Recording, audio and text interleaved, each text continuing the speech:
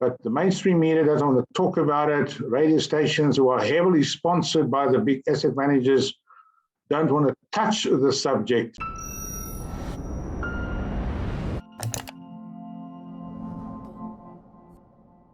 How safe is your pension in South Africa? I posed this question to Magnus Heystek of Brenthurst Wealth Management in a recent episode of my podcast, Solutions with David Ansara. If you enjoy this analysis, you might want to check out the full conversation with Magnus.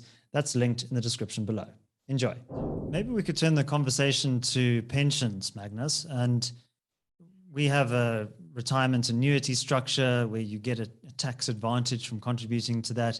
How have RAs and other pension funds performed over the last 10 years or so? Do you think an RA is a worthwhile investment given that short-term benefit that you accrue in terms of the taxation? Up to 10 years ago, the investor could have chosen his own allocation in terms of retirement annuities and preservation funds, provident funds, etc. And in 2011, government stroke treasury stroke the asset management industry introduced the regulation 28, which limited the offshore component across the board to 30% and then 10% in Africa, but I'm excluding that as an offshore investment. It's not an offshore investment, in my opinion. So you effectively could only access offshore markets with 30% of your investment amount. So that was bad timing from the government and treasuries because that coincided with that 10-year period of terrible underperformance by the South African Stock Exchange relative to world markets. And as a consequence, most pension funds, and I do these numbers for a living, over the last 8 years, have not beaten inflation rate in South Africa, another headline, or which should be a headline, and over 10 years, barely beating inflation by 1 or 2%. So again, a reason for the middle class being decimated is that their pension funds have not beaten inflation over 8 years, and that's a statistical fact. And in my opinion, direct consequence of Regulation 28. So to answer your question, over the last 10 years, an RA or a preservation fund or anything linked to Regulation 28 has been a dreadful investment. It's been a terrible one. In most cases, people don't have a choice. You have a one-size-fits-all pension fund approach. So, you know, the Henry Ford approach, you can have any car you want, as long as it's black. And here we have a situation where people are 25 have to have the same asset allocation, risk profile, etc., as someone who's 65, which is crazy, it's stupid. And to answer your question from an entirely financial perspective, I'm not in favor of retirement annuities for people under the age of 55. Enjoying this analysis? Click here to sign up for our 30-day free trial for more content from the CIA. And why I say 55 is a technical reason. After 55, you can put money into an RA, get the tax relief, and immediately convert it into a living annuity that can give you 100% offshore exposure. But for young people, I would tend avoiding, I say don't put money into an RA, put it into a tax-free savings account, put it into a discretionary account. I'm not a great proponent of retirement annuities for young people. The big asset managers love the product because you tie up someone's money for 30 years. That's a wonderful product. They can't pull it out, or it's very difficult.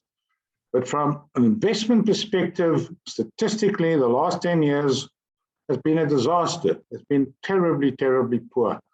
But the mainstream media doesn't want to talk about it. Radio stations who are heavily sponsored by the big asset managers don't want to touch the subject. And I've tried.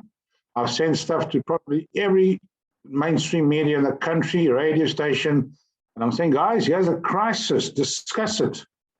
And guess who are their sponsors? The big asset managers. So it won't become mainstream news unless channels like yourself and others start really shining the light on this developing crisis. And Magnus, there are many political risks which are well known to our audience. That includes the ongoing debate around prescribed assets.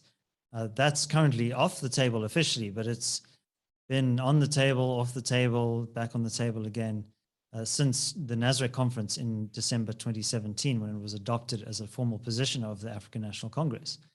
So do you see Regulation 28 and potential amendments there as being asset prescription through the back door? Is there a risk to that 4 trillion rands worth of privately held pension funds in South Africa?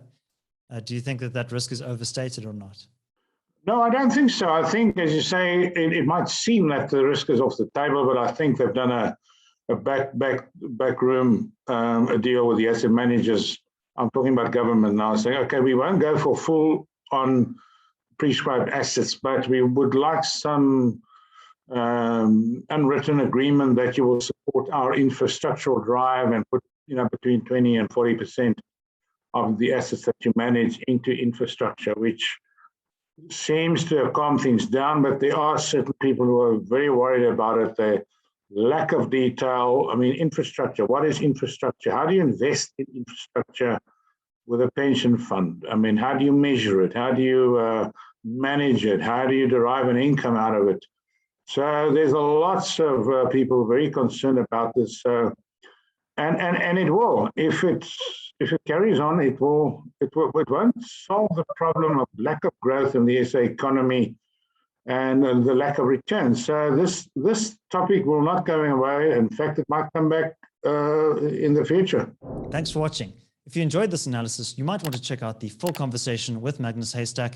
That's linked over here. And I'd also be grateful if you could subscribe to my other channel. That's linked over here. Until next time, take care.